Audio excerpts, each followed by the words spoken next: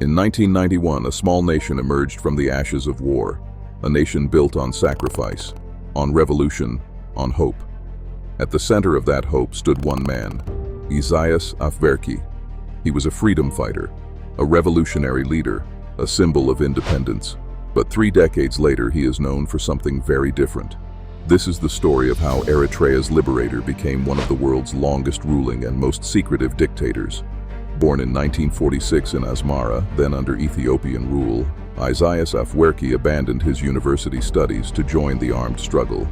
He became a leading figure in the Eritrean People's Liberation Front, EPLF, the movement that fought against the Ethiopian Derg regime, led by Mengistu Haile Mariam.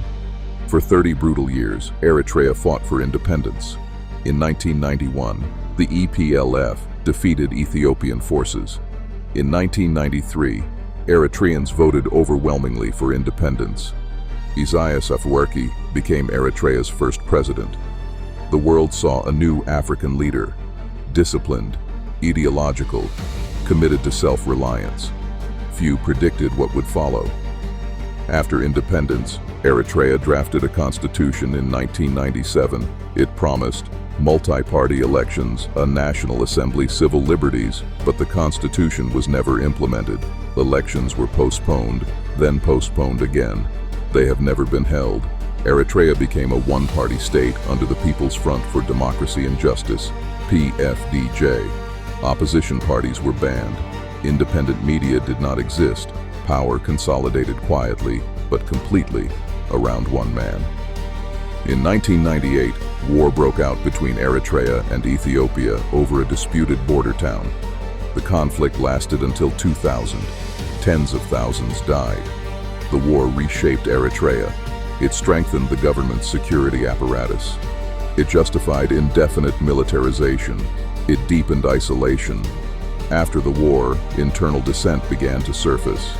Senior officials, known as the G15, publicly called for reform. They were arrested in 2001. They have not been seen since. Independent journalists were also detained. Private newspapers were shut down overnight.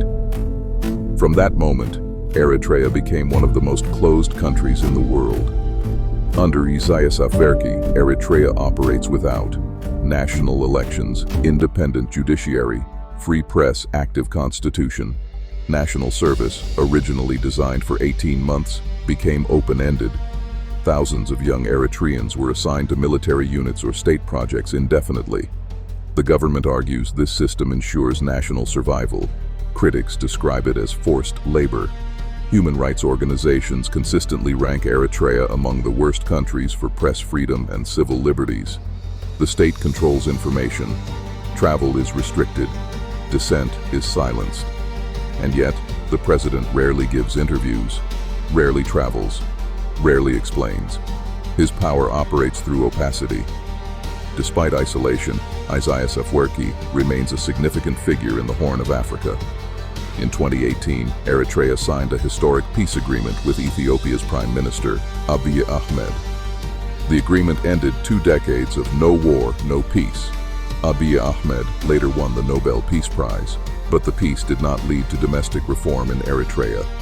Instead, Eritrean forces later became involved in the Tigray conflict inside Ethiopia, a war marked by severe humanitarian consequences. International scrutiny intensified. Sanctions were imposed, lifted, and reimposed over the years. Yet Isaias Afwerki remains firmly in control. Over the years, hundreds of thousands of Eritreans have fled the country. Many cite indefinite national service and lack of political freedom as reasons.